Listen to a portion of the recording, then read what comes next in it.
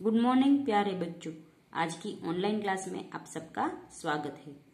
आज के वीडियो में हम सीखेंगे हिंदी कक्षा 8 द्वितीय सत्र का पाठ नंबर 4 कर्मयोगी लाल बहादुर शास्त्री जी का अभ्यास।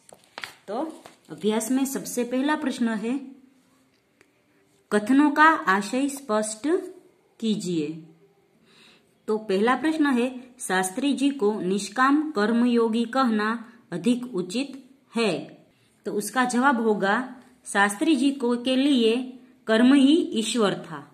बिना किसी फल की आशा के वे संपूर्ण भाव से कर्म में लगे रहते थे।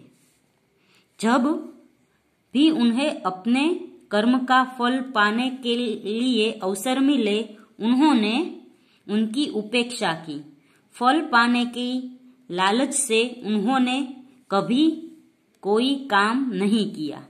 शास्त्री जी के इस स्वभाव को देखते हुए उन्हें केवल कर्मयोगी कहना पर्याप्त नहीं है, उन्हें निष्काम कर्मयोगी ही कहना अधिक उचित है। दूसरा प्रश्न है, शास्त्री जी का व्यक्तित्व बापू के अधिक करीब था।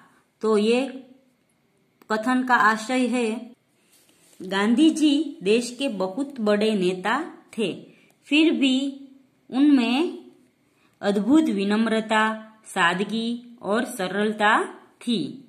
इन गुणों ने उन्हें अधिक महान और लोकप्रिय बना दिया था। गांधी जी के थे गुण, ये गुण लाल बहादुर शास्त्री में भी थे, इसलिए शास्त्री जी का व्यक्तित्व बापू से अधिक करीब था। तीसरा कथन है, शास्त्री जी का संपूर्ण जीवन श्रम, सेवा, सादगी और समर्पण का अनुपम उदाहरण है। तो इसका जवाब होगा, शास्त्री जी कर्म को ईश्वर मानकर उसकी पूजा के रूप में श्रम करते थे।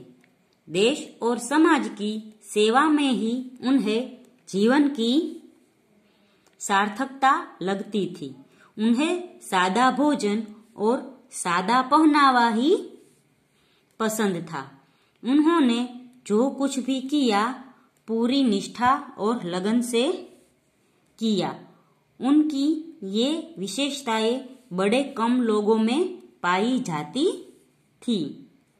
दूसरा प्रश्न है, अगर महात्मा गांधी आपके स्वप्न में आए तो आप उनसे कौन कौन से प्रश्न पूछेंगे और महात्मा गांधी क्या उत्तर देंगे? सोचिए और बताइए। तो हमें है वो, जो महात्मा गांधी हमारे सपने में आए तो हम क्या प्रश्न पूछ सकते हैं, इसका जवाब लिखना है। आपको जो प्रश्न आए तो वो आप भी महात्मा गांधी से पूछ सकते हैं और वो आपको क्या जवाब देंगे वो आप अपने आप भी लिख सकते हैं। महात्मा गांधी सपने में आए तो हम पूछेंगे, सत्य क्या है? तो गांधी जी जवाब देंगे, जिसका नाश कभी नहीं होता वह सत्य है। दूसरा सवाल पूछेंगे, क्या जीवन में पूरी तरह अहिंसक बनना संभव है?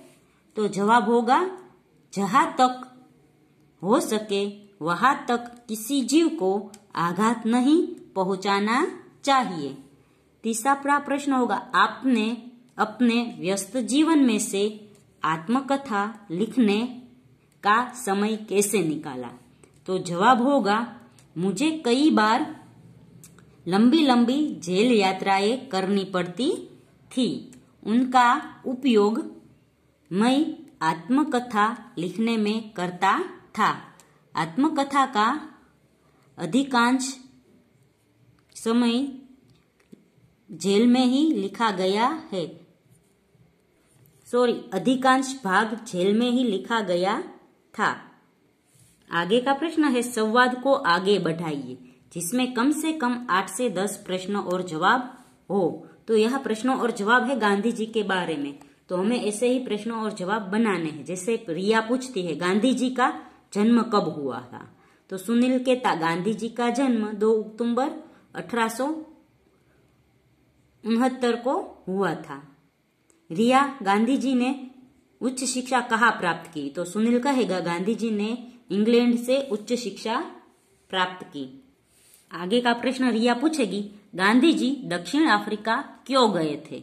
तो सुनील जवाब देगा, गांधी जी वकील के रूप में एक मुस्लिम व्यापारी का मुकदमा लड़ने गए थे।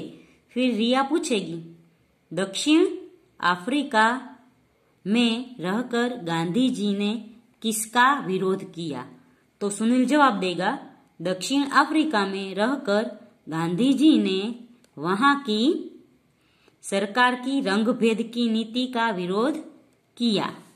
फिर रिया पूछेगी, दक्षिण अफ्रीका से भारत लौटकर गांधी जी ने क्या किया? तो सुनील जवाब देगा, दक्षिण अफ्रीका से भारत लौटकर गांधी जी ने यहाँ चल रहे स्वतंत्रता आंदोलन को आगे बढ़ाया।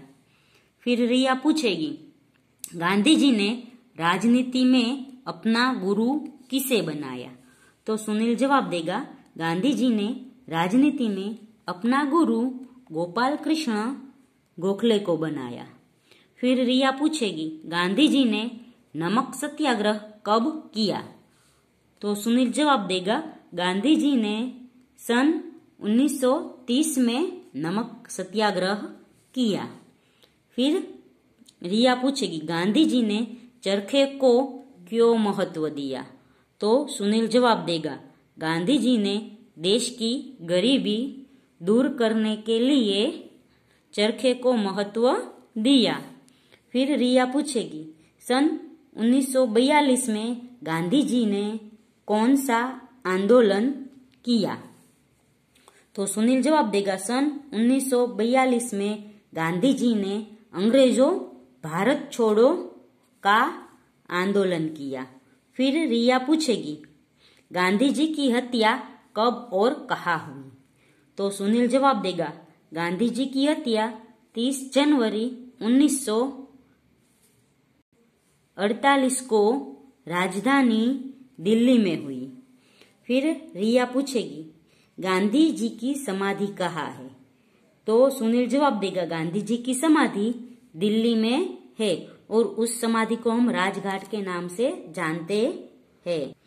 आगे का प्रश्न है, निम्नलिखित परिच्छेद का शुद्ध रूप से अनुलेखन कीजिए। तो यहाँ पर पैराग्राफ दिया गया है, इस पैराग्राफ का हमने शुद्ध अनुलेखन करना है। अनुलेखन यानी देखकर लिखना। जैसे शिक्षक बोर्ड पर लिखते हैं तो आप देखकर लिखते हैं तो उसे अनुलेखन कहते हैं। उसी तरह ये पैराग्राफ देखकर अच्छे अक्षरों में आपको लिखना होगा। तो बच्चों यहाँ पर है वो अभ्यास खत्म होता है। अगले वीडियो में हम स्वाध्याय सीखेंगे। तब तक के लिए गुड बाय, टेक केयर।